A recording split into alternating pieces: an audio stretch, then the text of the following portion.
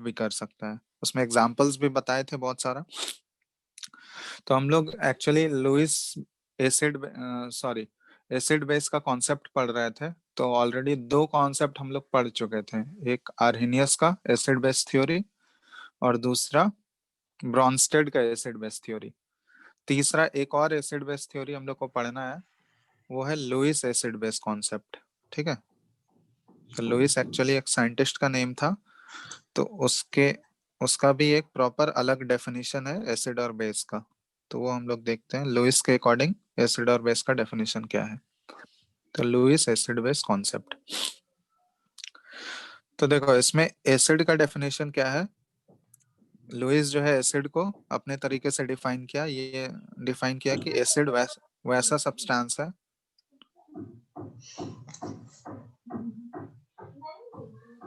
आदित्य, आवाज आ रहा है ना सबको? हाँ सर, आ रहा है।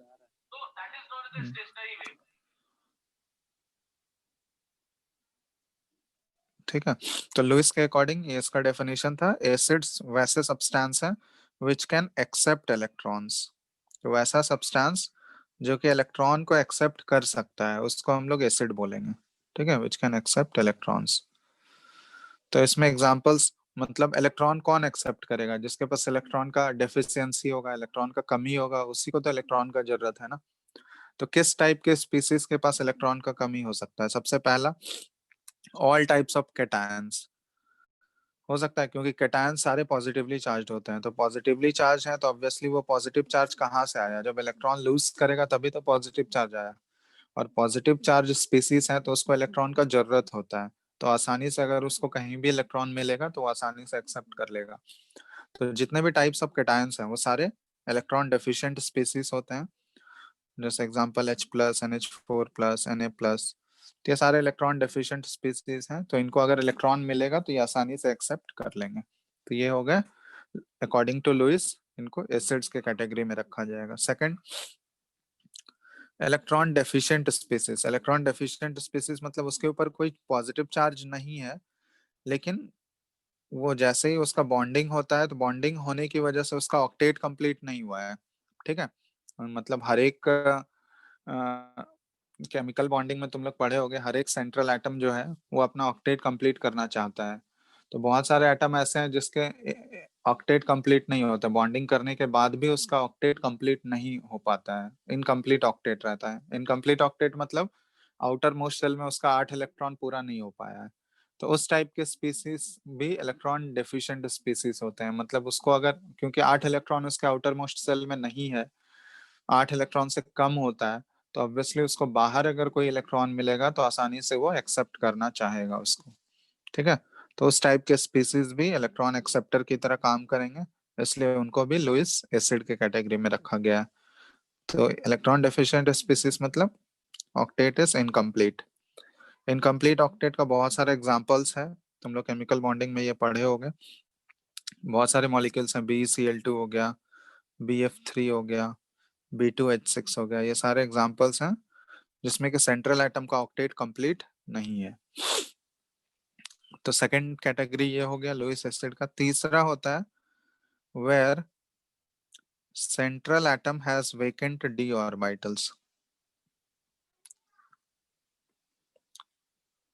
Vacant d orbitals. ठीक है, तो इसमें ये केस आ गया, वेकेंट d ऑर्बिटल होने का मतलब क्या हुआ कि जहां पे केमिकल बॉन्डिंग, मतलब बॉन्ड बनाने के बाद सेंट्रल एटम क्या है, उसका ऑक्टेट कंप्लीट हो भी गया है, फिर भी अगर उसके पास ऑर्बिटल्स, d ऑर्बिटल्स अगर हैं और वो खाली पड़ा हुआ है, ठीक है, तो d ऑर्बिटल्स अगर खाली पड़ा हुआ है तो ऑब्वियसली बहुत सारे सेंट्रल एटम क्या करते हैं, ये जनरली होता है थर्ड पीरियड या उसके बाद वाले एलिमेंट्स में, क्योंकि उन्हीं के पास d ऑर्बिटल्स होते हैं जो कि वेकेंट होते हैं। तो d ऑर्बिटल्स अगर उसका वेकेंट पड़ा हुआ है तो उस d ऑर्बिटल्स में वो इलेक्ट्रॉन आसानी से एक्सेप्ट कर सकता है। तो उस टाइप के मॉलिक्यूल्स भी जो हैं इलेक्ट्रॉन डेफिशिएंट स्पीसीज की तरह, इलेक्ट्रॉन डेफिशिएंट या फिर हम लोग उसको इलेक्ट्रॉन एक्सेप्टर्स भी बोल सकते हैं। और अगर वो इलेक्ट्रॉन एक्सेप्ट कर रहा है तो वो लुईस के अकॉर्डिंग एसिड्स के डेफिनेशन में फिट हो रहा है। तो इसमें एग्जांपल्स आ जाएगा जहाँ पे सेंट्रल एटम जो है वेकेंट d ऑर्बिटल है और वो इलेक्ट्रॉन एक्सेप्ट करता है। तो SF4 हो गया, PCl5 हो गया, PCl3 हो गया, ये सारे मॉलिक्यूल्स देखो इनका ऑक्टेट भी कंप्लीट है और बहुत सारे सुपर ऑक्टेट मॉलिक्यूल्स भी हैं, मतलब जिनका 8 इलेक्ट्रॉन से ज्यादा है उनके आउटर मोस्ट शेल में, लेकिन इनका डी ऑर्बिटल क्या है, पूरा पूरा खाली पड़ा हुआ है डी ऑर्बिटल्स, और वो उस डी ऑर्बिटल में आसानी से इलेक्ट्रॉन एक्सेप्ट कर सकता है, तो इसलिए इनको लुईस एसिड्स बोला जाता है। तो ये 3 कैटेगरी हो गए या 3 टाइप के स्पीसीज जो है वो लुईस के एसिड के डेफिनेशन में फिट बैठते हैं, जो कि इलेक्ट्रॉन्स एक्सेप्ट कर सकते हैं। ठीक है, तो ये हो गया पहला डेफिनेशन लुईस का एसिड का है। नेक्स्ट डेफिनेशन है लुईस बेस। तो बेस जस्ट एसिड का उल्टा, जैसे ये एसिड को कैसे डिफाइन किया कि वैसा स्पीसीज जो कि इलेक्ट्रॉन को एक्सेप्ट कर सकते हैं, तो वो एसिड हो गया। बेस क्या हो गया, वैसे स्पीसीज जो इलेक्ट्रॉन को लूज करता है। लूज कर सकते हैं, इलेक्ट्रॉन डोनेट जो कर सकता है। ठीक है, तो इसमें आएगा इलेक्ट्रॉन डोनेट कौन करेगा, जिसके पास इलेक्ट्रॉन एक्सेस में होगा। जैसे इलेक्ट्रॉन एक्सेप्ट कौन कर रहा था, जिसके पास इलेक्ट्रॉन का कमी था वही इलेक्ट्रॉन एक्सेप्ट कर रहा था। और लुईस बेस मतलब जिसके पास इलेक्ट्रॉन ज्यादा प्रेजेंट होगा वो डोनेट करेगा। तो इसमें आ जाएगा तुम्हारा ऑल टाइप्स ऑफ एनायंस, क्योंकि हमको पता है कि एनायंस के पास इलेक्ट्रॉन्स क्या होते हैं, एक्सेस में होते हैं, नेगेटिवली चार्ज है। तो नेगेटिवली चार्ज है तो वो इलेक्ट्रॉन ज्यादा है तब भी तो नेगेटिव चार्ज हुआ है ना उसके ऊपर, तो आसानी से वो डोनेट कर सकते हैं। एग्जांपल सारे टाइप्स के एनायंस जो है वो इलेक्ट्रॉन डोनेट कर सकते हैं, Cl-, S2-, O2-, ये एग्जांपल्स हो गए, जो जितने भी एनायंस होंगे वो इलेक्ट्रॉन डोनेट कर सकते हैं। तो पहला ये हो गया। दूसरा, species which can donate electron pair, मतलब ये एनायंस नहीं है, मतलब ऐसे स्पीसीज न्यूट्रल स्पीसीज हैं जो कि इलेक्ट्रॉन डोनेट कर सकते हैं, मतलब जिसके पास बॉन्डिंग करने के बाद लोन पेयर ऑफ इलेक्ट्रॉन्स पड़ा हुआ हो। मतलब लोन पेयर क्या बोलते हैं, नॉन बॉन्डेड इलेक्ट्रॉन्स को, मतलब बॉन्डिंग करने के बाद जो पेयर ऑफ इलेक्ट्रॉन्स बच जाता है उसको लोन पेयर बोला जाता है। तो ऐसे स्पीसीज जिसके पास लोन पेयर ऑफ इलेक्ट्रॉन्स पड़े हुए हैं तो वो आसानी से अपने लोन पेयर को डोनेट कर सकता है, तो उसको लुईस बेस बोला जाता है, species which can donate electron pair. ठीक है, तो डोनेट इलेक्ट्रॉन पेयर मतलब जिसके पास लोन पेयर ऑफ इलेक्ट्रॉन्स है। फॉर एग्जांपल क्या क्या हो जाएगा इसमें, अमोनिया NH3, तो देखो यहाँ बॉन्डिंग करने के बाद नाइट्रोजन के पास एक लोन पेयर होता है, ये हो गया। या फिर जितने भी अमाइंस होते हैं RNH2, तो इसमें भी नाइट्रोजन के पास यहाँ लोन पेयर पड़ा हुआ है।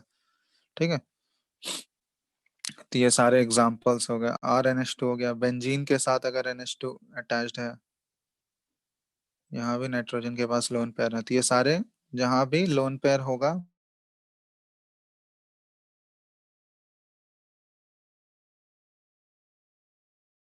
लोन पेयर को डोनेट कर सकता है।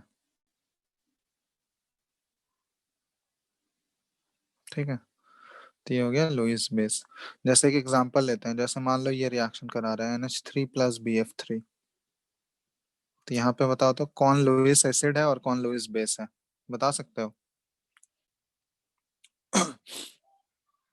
बोलो, इसमें लुईस एसिड और लुईस बेस कौन सा है? सर BF3 बेस है और NH3 एसिड। BF3 बेस है, NH3 एसिड है, क्या तुम लोग साफ साफ लिखा। सर BF3 एसिड, हाँ, और NH3 बेस है। NH3 बेस है। साफ साफ दिख रहा है ना। NH3 किसके एग्जाम, NH3 के पास लोन पेयर है तो वो एसिड, वो इलेक्ट्रॉन पेयर डोनेट करेगा या एक्सेप्ट करेगा? ऑब्वियसली इलेक्ट्रॉन पेयर डोनेट करेगा ना वो। तो ये लुईस बेस हो गया। और ये BF3, देखो BF3 बोरोन जो है ना, इसका बॉन्डिंग करने के बाद भी ये इनकम्प्लीट ऑक्टेट है, मतलब 6 ही इलेक्ट्रॉन्स इसके आउटर मोस्ट सेल में है। ठीक है, तो इनकम्प्लीट ऑक्टेट होने की वजह से अगर इसको कहीं भी इलेक्ट्रॉन मिलेगा तो ये आसानी से इलेक्ट्रॉन पेयर एक्सेप्ट कर लेगा। इनकम्प्लीट ऑक्टेट वाला मॉलिक्यूल है, तो इनकम्प्लीट ऑक्टेट वाले मॉलिक्यूल को हम लोग एसिड बोलते हैं। तो यहाँ पे नाइट्रोजन अपना लोन पेयर डोनेट करता है, ठीक है, ये ऐसे है, और बोरोन जो है उस इलेक्ट्रॉन पेयर को यहाँ पे एक्सेप्ट कर लेता है। ठीक है, BF3 ऐसा है, इसके साथ 3 फ्लोरीन है, तो यहाँ पे नाइट्रोजन अपने लोन पेयर को पूरा पूरा इसको डोनेट कर देता है। तो यहाँ पे एक्चुअली एक कोऑर्डिनेट बॉन्ड का फॉर्मेशन होता है, कोऑर्डिनेट बॉन्डिंग पढ़े होगे तुम लोग केमिकल बॉन्डिंग में, जहाँ पे एक डोनर एटम होता है और एक एक्सेप्टर एटम। तो यहाँ पे नाइट्रोजन जो है ये डोनर एटम है और बोरोन जो है एक्सेप्टर एटम है। तो यहाँ पे कोऑर्डिनेट बॉन्डिंग का फॉर्मेशन होता है। तो लुईस एसिड NH3 हो गया, Lewis base Lewis base NH3 और लुईस एसिड BF3 हो गया। ठीक है, तो ये तीनों हम लोग एसिड बेस का डेफिनेशन देख लिए according to Arrhenius, according to Bronsted और अकॉर्डिंग टू लुईस। ठीक है, अब हम कुछ कुछ एग्जांपल्स लिख रहे हैं यहाँ पे। इसमें तुमको आइडेंटिफाई करना है वो लुईस वो किस टाइप का एसिड है और किस टाइप का बेस है। इधर वो आर्हेनियस एसिड है या फिर ब्रॉन्स्टेड एसिड है या फिर लुईस एसिड है या फिर बेस वो कौन सा है। तो आइडेंटिफाई,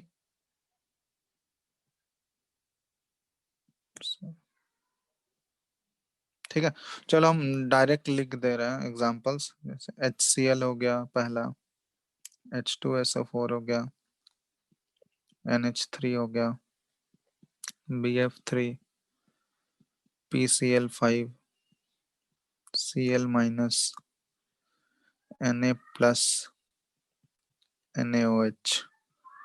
चलो इन सभी स्पीसीज में तुमको आइडेंटिफाई करना है आर्हेनियस एसिड का एग्जांपल क्या होगा, आर्हेनियस बेस क्या होगा, आर्हेनियस बेस, उसके बाद ब्रॉन्स्टेड का एसिड,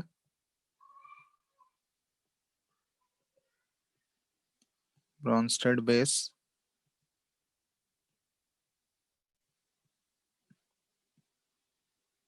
और तीसरा लुईस एसिड और लुईस बेस। जल्दी जल्दी बताओ, सारा तो बता ही चुके हैं।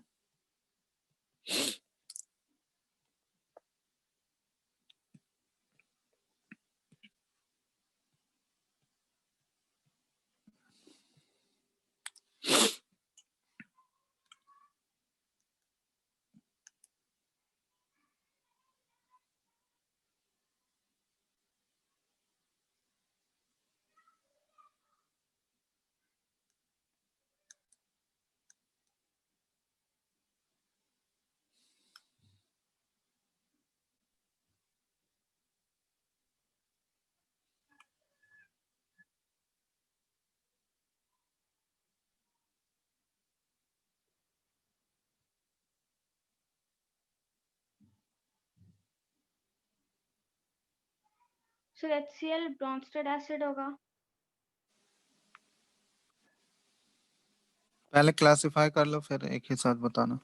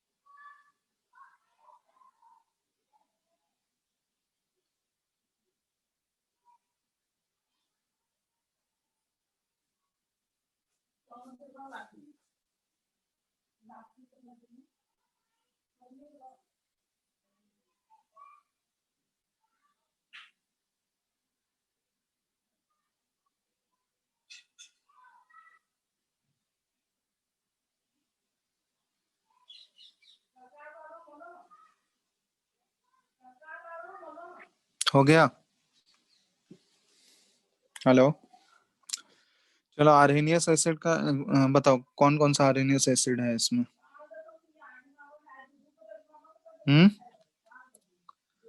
हेलो, बोलो आर्हेनियस एसिड का कौन कौन सा एग्जांपल हो जाएगा।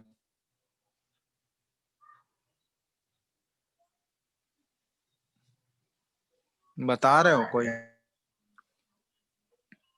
HCl और H2SO4 ये दोनों आर्हेनियस का एसिड है। आर्हेनियस बेस में क्या हो जाएगा, NaOH। NaOH। चलो ब्रॉन्स्टेड एसिड में क्या हो जाएगा? HCl। HCl और H2SO4 भी दोनों H+। ब्रॉन्स्टेड क्या है? जो H+ डोनेट कर सकता है, तो H+ तो दोनों डोनेट कर सकता है ना, HCl भी और H2SO4 भी। तो ये भी ब्रॉन्स्टेड एसिड हो गया। ब्रॉन्स्टेड बेस क्या होगा? ब्रॉन्स्टेड बेस है जो कि H+ एक्सेप्ट करता है, तो H+ NH3। चलो लुईस एसिड में क्या क्या हो जाएगा? BF3PCl5। BF3 हो गया, PCl5 हो गया, और एक होगा ना Na+ भी तो होगा, केटायन भी तो होता है ऐसा, सारे टाइप ऑफ केटायंस भी तो लुईस एसिड है। लुईस बेस में क्या हो जाएगा? Cl- और NH3। Cl- और NH3। ठीक है, तो देख लो, समझ में आ गया सबको? प्रॉपर डेफिनेशन तीनों का हो गया ना?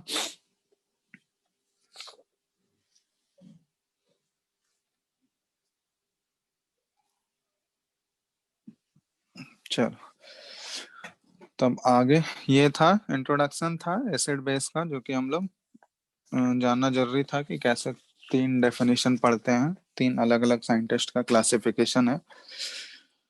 ठीक है, तो अब हम लोग इसके कैलकुलेटिव पार्ट पे आते हैं, जो कैलकुलेशन न्यूमेरिकल पार्ट पे हम लोग करेंगे। ये तो बस इंट्रोडक्शन था।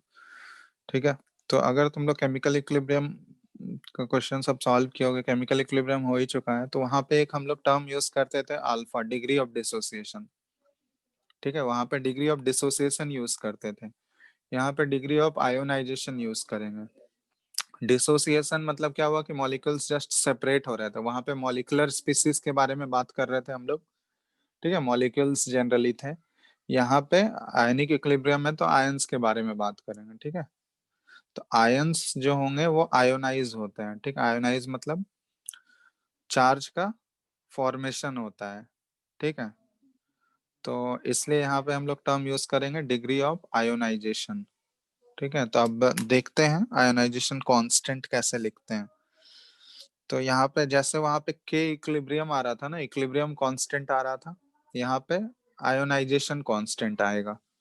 ठीक है, तो आयोनाइजेशन कांस्टेंट क्या होता है, उसका एक्सप्रेशन सेम होगा जैसे लिखते थे हम लोग। आयोनाइजेशन कांस्टेंट एसिड और बेस दोनों का देखेंगे हम लोग, एसिड और बेस का कैसे लिखते हैं। तो जैसे मान लो कोई भी एसिड है, ठीक है, HA एज्यूम कर लेते हैं, कोई भी जनरल एसिड है एक्वस, इसको पानी में डालोगे आर्हेनियस के अकॉर्डिंग लिक्विड में, तो ये क्या होगा? पानी में डालेंगे तो क्या होगा? H+ आयन ये लूज करेगा, या फिर H3O+ बोलो। ठीक है, दोनों सेम है, क्योंकि एक्सेस ऑफ H+ अगर होगा वाटर के साथ कंबाइन करके वो H3O+ बना लेता है, हाइड्रोनियम आयन जिसको बोलते हैं हम लोग। तो H3O+, और यहाँ पे A-, यही होगा। ठीक है, तो अगर ये इक्विलिब्रियम पे, अगर ये रिएक्शन इक्विलिब्रियम अटेन कर लिया, तो इक्विलिब्रियम अटेन करने के लिए देखो, इक्विलिब्रियम सिर्फ और सिर्फ वीक एसिड के केस में ही अटेन होगा। समझ में आ रहा है क्यों? बताओ। क्योंकि स्ट्रॉन्ग एसिड का तुम लोग को बता चुके हैं ऑलरेडी, स्ट्रॉन्ग एसिड वो 100% आयोनाइज होता है, डिग्री ऑफ आयोनाइजेशन जो होगा उसका 100%, मतलब अल्फा का वैल्यू वो पूरा 1 होगा। तो स्ट्रॉन्ग एसिड अगर 100% आयोनाइज हो रहा है, तो उसमें रिएक्शन सिर्फ और सिर्फ फॉरवर्ड ही जाएगा, मतलब वो इरिवर्सिबल रिएक्शन होगा। और इरिवर्सिबल रिएक्शन के केस में कोई इक्विलिब्रियम अटेन होता है क्या? इक्विलिब्रियम अटेन होने के लिए रिएक्शन का क्या होना चाहिए, बताओ? रिवर्सिबल। रिवर्सिबल। तो कोई भी स्ट्रॉन्ग इलेक्ट्रोलाइट अगर लोगे, तो स्ट्रॉन्ग इलेक्ट्रोलाइट क्या होता है, वो 100% अपने आयंस में आयोनाइज हो जाता है, 100%, मतलब वो सिर्फ एक ही डायरेक्शन में चलेगा, फॉरवर्ड डायरेक्शन में, उसमें बैकवर्ड आने का कोई केस ही नहीं है। तो इसलिए स्ट्रॉन्ग एसिड और वीक, सॉरी, स्ट्रॉन्ग इलेक्ट्रोलाइट, कोई भी स्ट्रॉन्ग इलेक्ट्रोलाइट लोगे, आइदर वो स्ट्रॉन्ग एसिड है या फिर स्ट्रॉन्ग बेस है या फिर कोई भी सॉल्ट लोगे, तो वो जनरली उस केस में कोई भी इक्विलिब्रियम अटेन नहीं होता है। ठीक है, इक्विलिब्रियम अटेन करने के लिए हमको वीक स्पीसीज चाहिए, वीक एसिड या फिर वीक बेस, उन्हीं के केस में इक्विलिब्रियम अटेन होगा, क्योंकि उस केस में रिएक्शन रिवर्सिबल होगा, क्योंकि दोनों डायरेक्शन में रिएक्शन हो सकता है, फॉरवर्ड भी बैकवर्ड भी, तो इसलिए यहाँ पे इक्विलिब्रियम मेंटेन होगा। तो वीक एसिड के केस में हम लोग बात कर रहे हैं, तो अगर इसका इक्विलिब्रियम यहाँ पे एसिड्स के केस में हम लोग इक्विलिब्रियम कांस्टेंट लिखते हैं, के ए। इक्विलिब्रियम कांस्टेंट होता है ना, जैसे वहां पे के इक्विलिब्रियम लिखते थे, यहाँ पे आयोनाइजेशन कांस्टेंट, तो ये के एक्चुअली है क्या, ionization constant of acid, ionization constant of acid. ठीक है, तो हर एक एसिड का के अलग अलग होगा, और ये के जो है सिर्फ इक्विलिब्रियम पे ही डिफाइन होता है। ठीक है, एक्सप्रेशन बिल्कुल जैसा लिखते थे वैसे ही होगा। तो के का अगर यहाँ एक्सप्रेशन लिख, ये कौन से एसिड के लिए लिख रहे हैं हम लोग, एच ए, ये जो एसिड दिया हुआ है एच के लिए, तो यहाँ पे आ जाएगा तुम्हारा concentration of H3O plus into concentration of A minus by concentration of HA। ठीक है,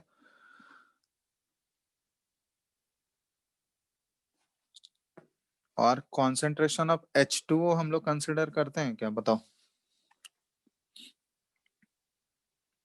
बोलो, कॉन्सेंट्रेशन ऑफ H2O कंसिडर करेंगे या नहीं करेंगे। वहां पे भी तुम लोग को बताए थे कि इक्विलिब्रियम कांस्टेंट का जब एक्सप्रेशन लिखते हो तो प्योर सॉलिड और प्योर लिक्विड का कॉन्सेंट्रेशन एज्यूम कर रहे थे क्या हम लोग एक्सप्रेशन में, बताओ। केमिकल इक्विलिब्रियम में तुम लोग को ये सब बताए थे, ये चीज आया था ना वहां पे, बोलो जल्दी। कॉन्सेंट्रेशन ऑफ प्योर सॉलिड और प्योर लिक्विड का कॉन्सेंट्रेशन हम लोग इक्विलिब्रियम कांस्टेंट में लिखते थे या नहीं लिखते थे, बताओ, अगर याद है तो।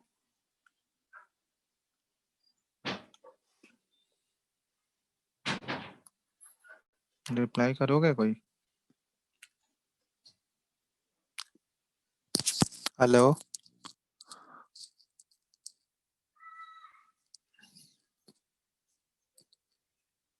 हेलो। सर उसका एक्टिव मास यूनिट। हाँ, तो एक्टिव मास यूनिटी मतलब एक्टिव मास मतलब कॉन्सेंट्रेशन ही होता है, तो कॉन्सेंट्रेशन यूनिटी एज्यूम करते थे हम लोग। तो यूनिटी है मतलब वो एक्सेस में प्रेजेंट है, तो एक्सेस में प्रेजेंट है इसका मतलब उसका कॉन्सेंट्रेशन उतना ज्यादा चेंज नहीं होगा, मतलब थोड़ा बहुत चेंज हो रहा होगा तो उसको हम लोग आसानी से नेग्लेक्ट कर सकते हैं, ऑलमोस्ट कांस्टेंट उसको एज्यूम कर सकते हैं।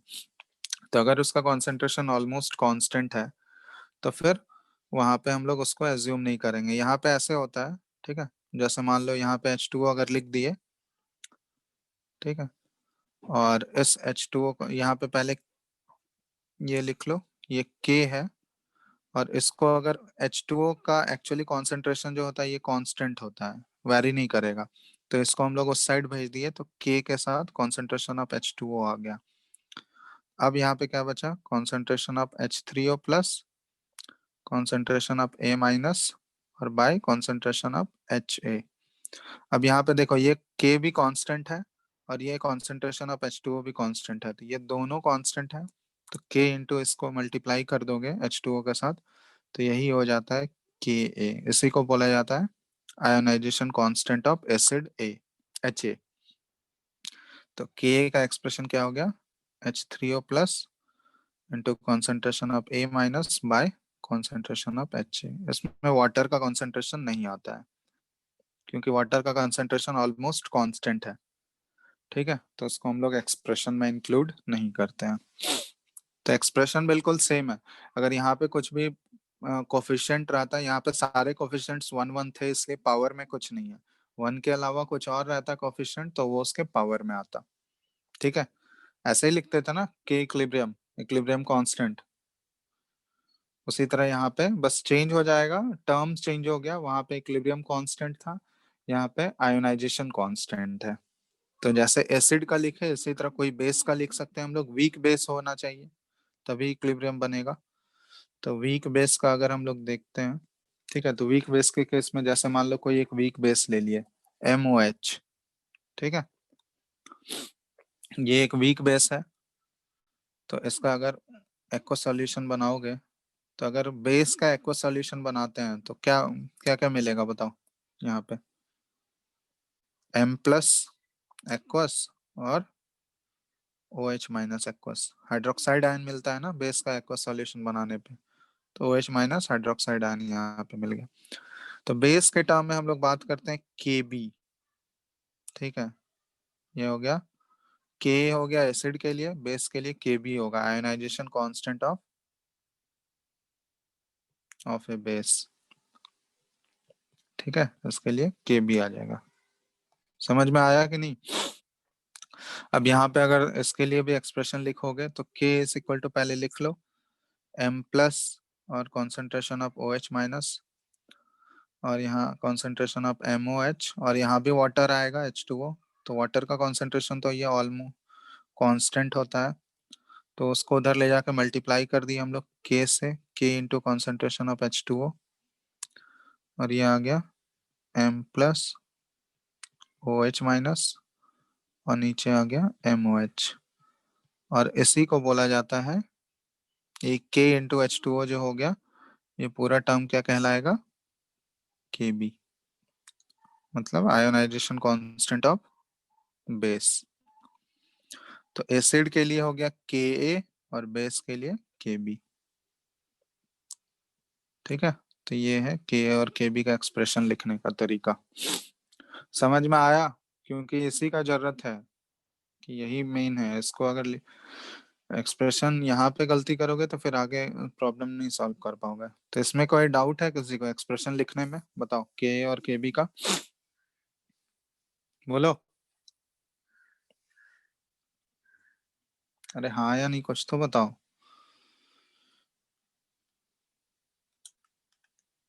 No, sir. नहीं। और ये चीज ध्यान रखना K और Kb जो है ये किसके केस में डिफाइन होगा? Equilibrium. इक्विलिब्रियम में। और इक्विलिब्रियम होने के लिए हमारे पास वीक एसिड या वीक बेस होना चाहिए, क्योंकि स्ट्रॉन्ग एसिड में वो एक ही डायरेक्शन में जाएगा। और K एक्चुअली है dissociation constant, sorry ionization constant है, मतलब जितना ज्यादा वो आयोनाइज होगा उसका Ka का वैल्यू उतना ज्यादा होगा। तो हम लोग बोल सकते हैं कि एसिड जितना एसिड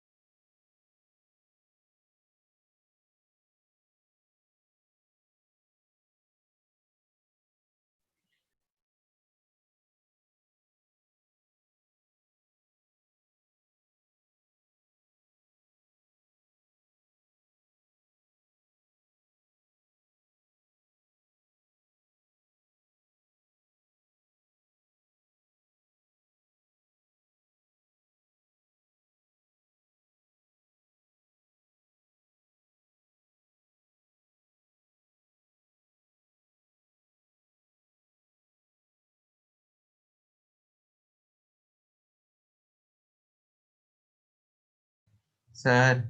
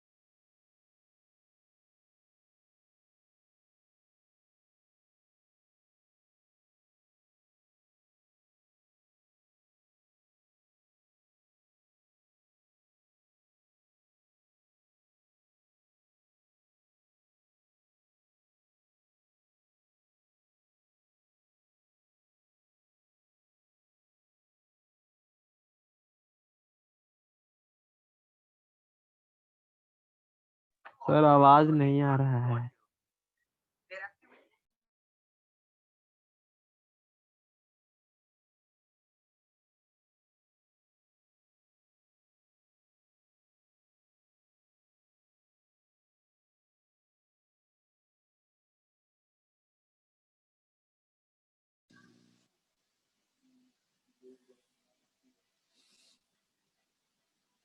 हेलो,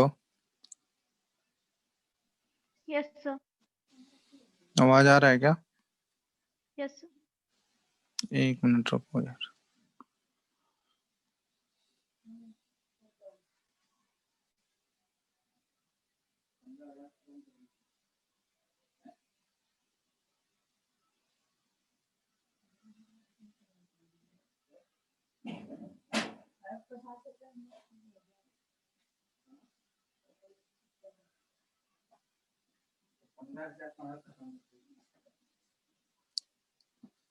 दिख रहा है स्क्रीन?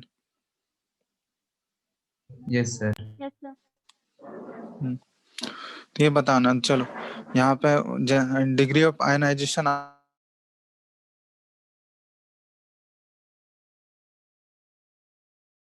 अल्फा, H प्लस और A माइनस कितना फॉर्म होगा बताओ? H प्लस और A माइनस कितना फॉर्म होगा, फटाफट बताओ तो। Sir alpha.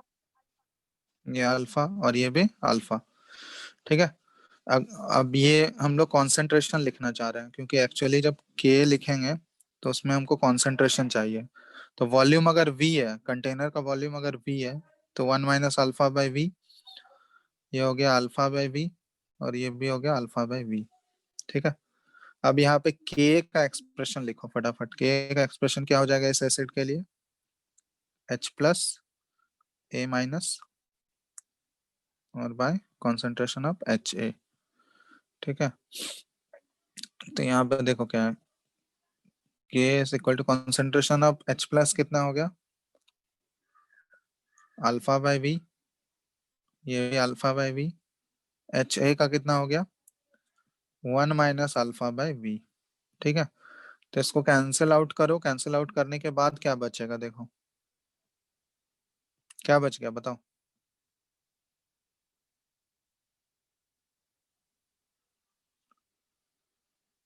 Alpha square bye V into 1 - alpha, यही बचेगा।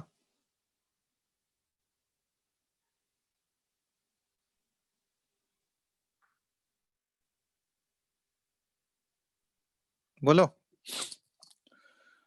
चलो इसको एक जनरलाइज केस ले लेते हैं। यहाँ पे 1 मोल से स्टार्ट नहीं करके हम लोग C मोल से स्टार्ट करते हैं, C, ठीक है। इसको C मोल्स ले लो, ठीक है। उसमें 1 वाला भी केस कवर हो जाएगा। तो ये C मोल्स था, और डिग्री ऑफ आयनाइजेशन अगर अल्फा है तो बचेगा कितना बताओ? एट इक्विलिब्रियम बचेगा कितना? C इंटू 1 - अल्फा बचेगा, बोलो। और फॉर्म कितना होगा, H प्लस कितना फॉर्म होगा, C अल्फा, और A माइनस भी कितना फॉर्म होगा, C अल्फा। होगा? ये सब लिखने Yes. में बता चुके हैं केमिकल इक्विलिब्रियम में। ये अगर C minus one C into one minus alpha है बाई V कर दिए, यहाँ पे C अल्फा बाई V और ये भी C अल्फा बाई V। ठीक है, अब एक्सप्रेशन जब लिखोगे तो एक्सप्रेशन में यहाँ पे बस C और C ऐड कर दो सिर्फ। यहाँ पे C आ गया, ये C आ गया और यहाँ आगे C into one minus alpha by V। ठीक है, अब देखो सिंप्लीफाई करके क्या बचा, एक CC कैंसिल आउट हो जाएगा, दोनों। ठीक है, बचेगा कितना, C अल्फा स्क्वायर और नीचे क्या बचा,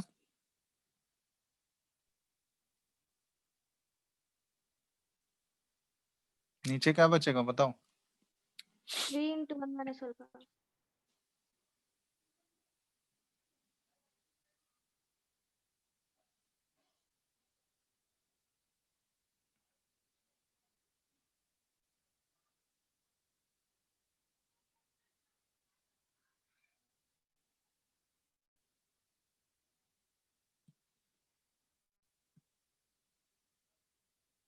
रुको एक सेकंड, यहाँ पे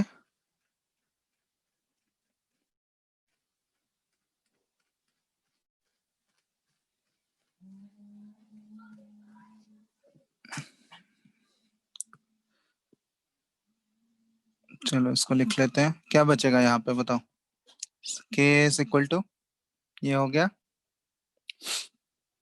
C अल्फा स्क्वायर बाय नीचे क्या बच गया, वन माइनस अल्फा और क्या बचेगा बताओ फटाफट।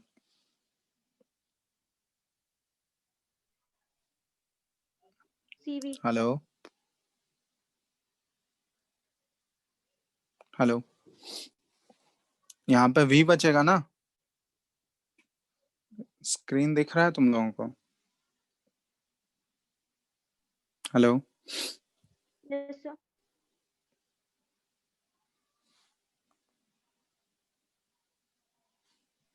Hello, Yes, sir.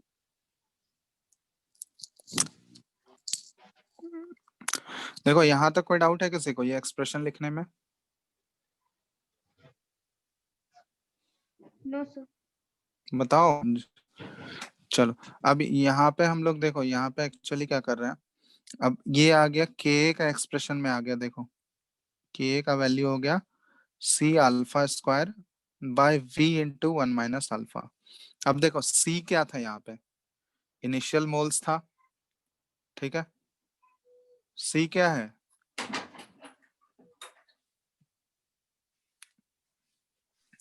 Initial moles ही तो था। ठीक है, इनिशियल मोल्स C है, अगर उसको हम लोग वॉल्यूम से डिवाइड कर दें तो मोल्स बाय वॉल्यूम क्या आ जाएगा बताओ, इसको हम लोग किससे रिप्लेस कर सकते हैं, मोल्स बाय वॉल्यूम को कॉन्सेंट्रेशन से रिप्लेस कर सकते हैं। तो यहाँ पे देखो, ये देखो C है इनिशियल मोल और V है वॉल्यूम, तो C बाय V को हम लोग कॉन्सेंट्रेशन से रिप्लेस कर देंगे। तो इनिशियल कॉन्सेंट्रेशन को मान लेते हैं हम लोग C1 एज्यूम कर लेते हैं, या C डैश ले लो। ठीक है, C डैश और ये alpha square by one minus alpha, where C dash is equal to, C dash क्या है, ये C बाय V है, तो C था इनिशियल मोल्स, बाय वॉल्यूम करोगे तो ये क्या हो गया, इनिशियल कॉन्सेंट्रेशन आ गया, इनिशियल कॉन्सेंट्रेशन। ठीक है, तो हम लोग डायरेक्ट कॉन्सेंट्रेशन के टर्म में यूज करेंगे, where C dash is initial concentration. ठीक है, अब यहाँ पे देखना एक अप्रोक्सीमेशन हम लोग यूज करते हैं। अप्रोक्सीमेशन क्या है कि फॉर वीक इलेक्ट्रोलाइट कोई भी वीक इलेक्ट्रोलाइट होगा, आइदर वो वीक एसिड है या फिर वीक बेस है, तो वीक इलेक्ट्रोलाइट के केस में ना अल्फा का वैल्यू जो है very small, alpha is very small, क्योंकि हमको पता है वीक इलेक्ट्रोलाइट जो होता है बहुत ही कम आयोनाइज होगा, वो ऑलमोस्ट मतलब तुम्हारा 1% से भी कम आयोनाइज होता है। ठीक है, मतलब अल्फा का वैल्यू अगर हम लोग देखना चाहें तो 1% बोल रहे हैं, 1% मतलब 0.01 से भी वो बहुत ही कम वैल्यू होगा। तो इसका मतलब अगर हम लोग वीक इलेक्ट्रोलाइट के केस में अल्फा का वैल्यू देखोगे तो बहुत ही कम वैल्यू होगा, मतलब 1% से वेरी बिलो होगा, वो बहुत ही नीचे होगा।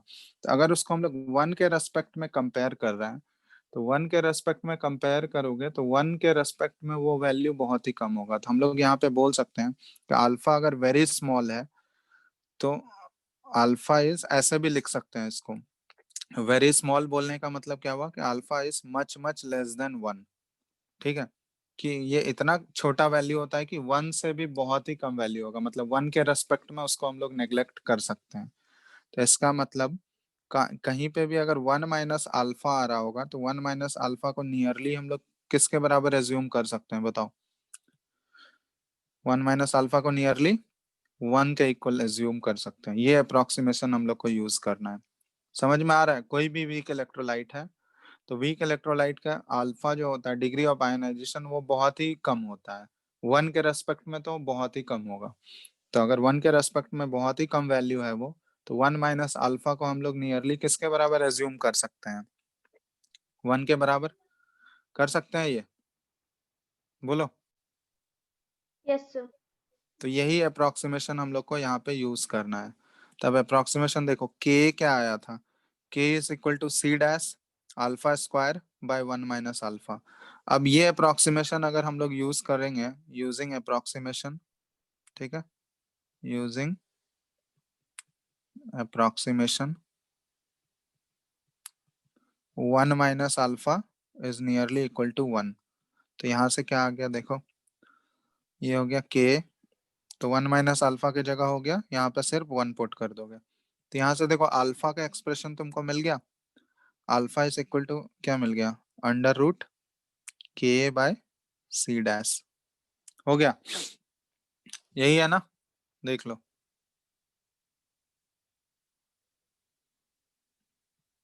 तो यही है डिग्री ऑफ आयोनाइजेशन, हो गया किसका, फॉर वीक इलेक्ट्रोलाइट। यहाँ पे एसिड लिए थे तो डिग्री ऑफ आयोनाइजेशन अगर हमको वीक, इस वीक एसिड का निकालना है, तो अगर उस एसिड का हमको के गिवन है और इनिशियल सी डैश क्या, इनिशियल कंसेंट्रेशन, तो अगर उसका के और इनिशियल कंसेंट्रेशन दिया हुआ है तो आसानी से हम उसका अल्फा का वैल्यू फाइंड आउट कर सकते हैं।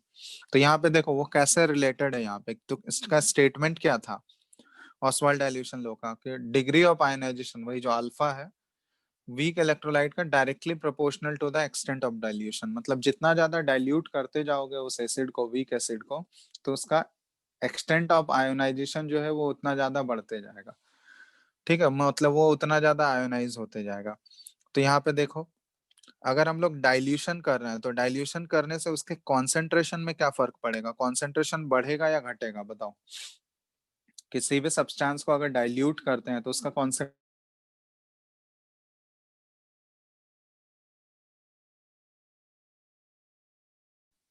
बोलो, किसी भी सब्सटेंस को अगर डाइल्यूट करोगे, पानी ऐड करोगे उसमें, तो कॉन्सेंट्रेशन बढ़ेगा उसका या घटेगा?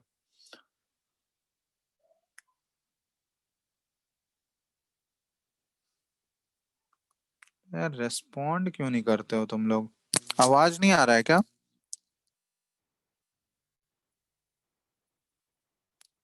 Hello, hello. सर आ रहा है। तो बोल, पूछ रहा है ना, बताओ ना, तो कॉन्सेंट्रेशन बढ़ेगा या घटेगा डाइल्यूट करने पे? सर घटेगा। कॉन्सेंट्रेशन घटेगा। तो यहाँ पे देखो कॉन्सेंट्रेशन अगर घटेगा तो अल्फा का रिलेशन क्या है, अल्फा है यहाँ पे inversely proportional to concentration. Inversely proportional हो गया ना, क्योंकि के तो हमेशा कांस्टेंट ही रहेगा। तो के अगर कांस्टेंट है तो यहाँ पे अगर अल्फा को रिलेट करना चाहे, alpha is inversely proportional to 1 by concentration, मतलब ये इस तरह से आ जाएगा 1 by under root of concentration. ठीक है, तो ये रिलेशन हो गया अल्फा का कंसंट्रेशन के साथ, कंसंट्रेशन मतलब सी डैश लिख लो। ठीक है, तो अगर कंसंट्रेशन घट रहा है, कंसंट्रेशन अगर डिक्रीज हो रहा है, तो अल्फा का वैल्यू क्या होगा, ये इंक्रीज करेगा। ठीक है, तो वही चीज बोला गया, कंसंट्रेशन घट रहा है मतलब उसको हम लोग डाइल्यूट करते जा रहे हैं, डाइल्यूट करते जा रहे हैं तो अल्फा क्या होते जाएगा, उसका बढ़ते जाएगा। तो वही स्टेटमेंट लिखा गया है कि किसी भी वीक इलेक्ट्रोलाइट का अगर तुम लोग डाइल्यूशन करोगे तो डाइल्यूशन करने से उसका डिग्री ऑफ आयोनाइजेशन क्या होता है, वो इंक्रीज होता है। ठीक है, तो यहाँ पे जैसे है, तो ये आ गया एसिड के लिए। तो यहाँ पे अगर एसिड का तुमको पूछा गया कि H प्लस का कॉन्सेंट्रेशन कितना होगा, तो H प्लस का कॉन्सेंट्रेशन देखो कितना है, एक्सप्रेशन में अगर देखोगे तो H प्लस का कॉन्सेंट्रेशन कितना है यहाँ पे, concentration at equilibrium, C alpha by V. C alpha by V। ठीक है, C यहाँ पे इनिशियल मोल्स था, तो ये C बाई V को हम लोग किससे रिप्लेस किए थे, C डैश से रिप्लेस किए थे। यहाँ पे लिख लेना है ऐसे। अगर हम लोग डायरेक्टली कॉन्सेंट्रेशन के टर्म में लिखना चाहें तो कॉन्सेंट्रेशन के टर्म में भी लिख सकते हो, C dash into 1 minus alpha, ये भी हो गया C डैश अल्फा, और ये भी C डैश अल्फा। तो डायरेक्टली हम लोग कॉन्सेंट्रेशन के टर्म में भी लिख सकते हैं इसको। तो यहाँ पे हम लोग डायरेक्टली लिख सकते हैं, यहाँ पे देखो H प्लस का कॉन्सेंट्रेशन कितना है यहाँ पे, C डैश इंटू अल्फा, यही है ना। Yes, तो sir. C dash into alpha, तो सी डैश इंटू अल्फा के जगह पे हम लोग क्या पुट कर सकते हैं, के अपॉन सी डैश। ठीक है, तो ये रिलेशन आ गया। तो यहाँ से हम लोग H प्लस का कॉन्सेंट्रेशन भी इसका निकाल सकते हैं हम लोग।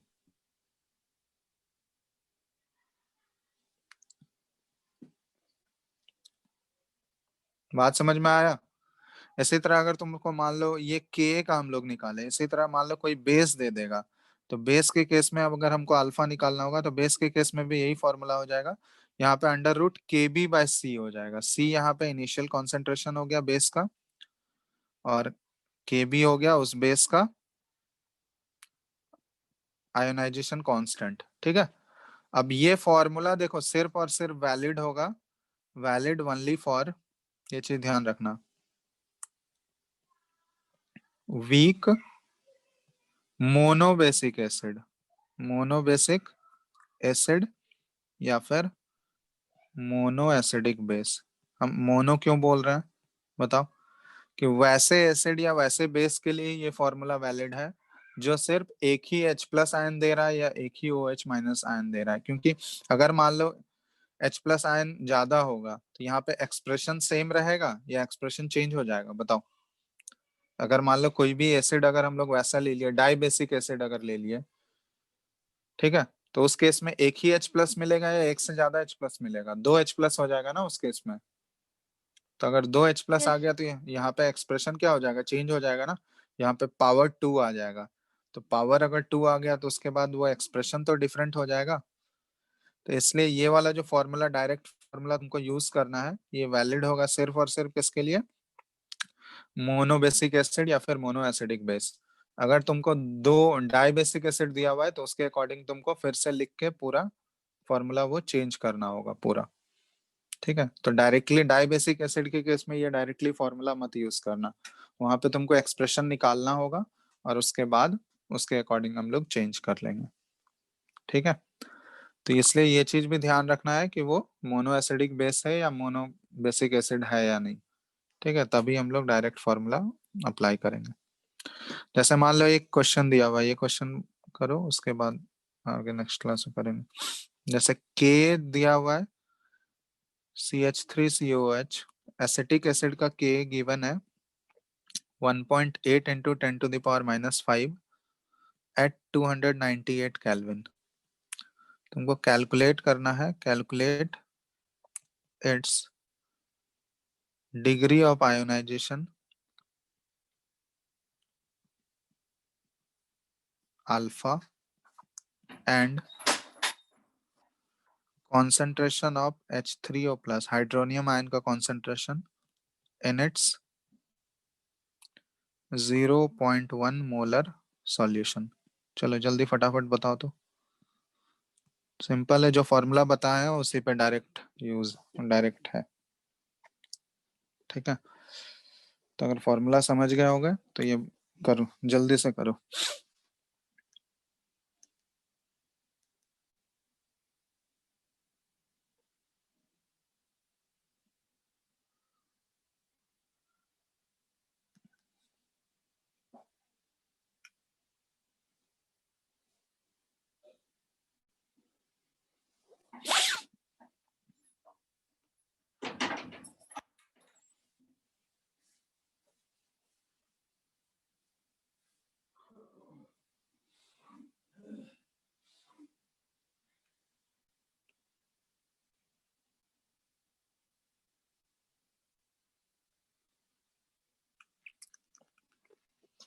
देखो, तो डिग्री ऑफ आयनाइजेशन ये CH3COH एक्चुअली है क्या, यहाँ पे तुमको डिराइव नहीं करना है क्योंकि वो तो ऑलरेडी वीक मोनोबेसिक एसिड ही है ना।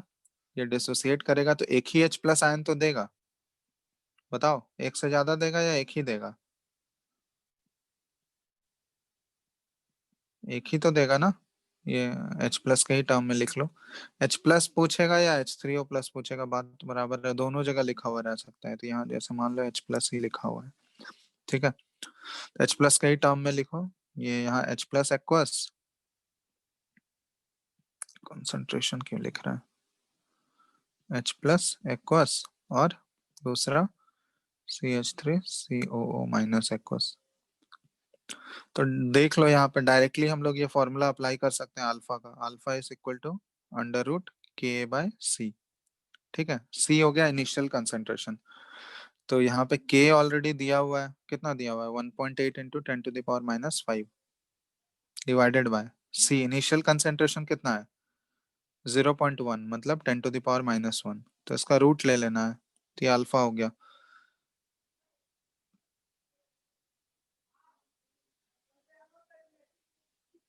समझ में आ रहा है?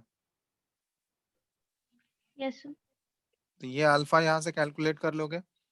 यहाँ से अगर अल्फा आ गया तो नेक्स्ट तुमको H प्लस का कंसंट्रेशन पूछा गया, तो H प्लस का कंसंट्रेशन क्या हो जाएगा, C अल्फा। ये होता है ना, जो अल्फा आया उसको इनिशियल कंसंट्रेशन से मल्टीप्लाई कर दो तो वही H प्लस है। तो C अल्फा कितना है यहाँ पे, कितना है C अल्फा? C का वैल्यू कितना है, 0.1, और अल्फा तो ऑलरेडी यहाँ आ ही चुका है, 1.8 इंटू 10⁻⁻5 और बाय 10⁻⁻1। तो इसको सॉल्व कर लोगे? Yes sir. देख लो, इसमें कोई डाउट नहीं, ये सबसे बेसिक क्वेश्चन है इस टाइप का, इसमें डाउट नहीं होना चाहिए। अगर वीक इलेक्ट्रोलाइट, अगर वो मोनोबेसिक एसिड है, तो डायरेक्टली हम लोग ये फॉर्मूला अप्लाई कर सकते हैं, alpha is equal to √Ka/C। K हो गया उसका आयोनाइजेशन कांस्टेंट उस एसिड का, जो कि क्वेश्चन में दिया रहेगा, और C हो गया इनिशियल कंसंट्रेशन, तो उसका कंसंट्रेशन क्या है इनिशियली, और H प्लस का कंसंट्रेशन क्या होगा इक्विलिब्रियम पे, तो ऑलरेडी हम लोग देख चुके हैं, यहाँ पे देख लो। H प्लस का कंसंट्रेशन एट इक्विलिब्रियम क्या है, यहाँ तो लिखा हुआ है ना, यही तो है H प्लस का कंसंट्रेशन, C डैश अल्फा, यही है ना। तो C डैश था इनिशियल कंसंट्रेशन और इनटू अल्फा, ठीक है। तो वही चीज यहाँ पे कर रहे हैं, इनिशियल कंसंट्रेशन हमारा 0.1 दिया था, उसको अल्फा से मल्टीप्लाई कर दो तो H प्लस का कंसंट्रेशन आ गया। इसी तरह अगर तुमसे इसका भी कंसंट्रेशन पूछता तो कितना होता, एसीटेट आयन का CH3COO माइनस, इसका भी कंसंट्रेशन एट इक्विलिब्रियम कितना होगा, ये भी C अल्फा ही होगा, है ना। एक्सप्रेशन में देख लो C अल्फा ही आ रहा था ना इसका भी, तो ये भी 0.1 इंटू सेम चीज हो जाएगा 1.8 इंटू 10⁻⁻5 और बाय 10⁻⁻1।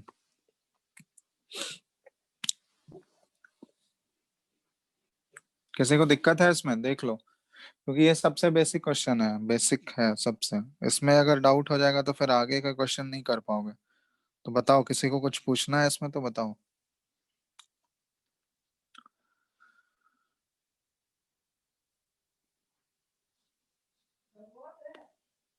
बोलो, हेलो। नो सर, कोई डाउट नहीं। नहीं है, बाकी लोगों को? No sir. नहीं।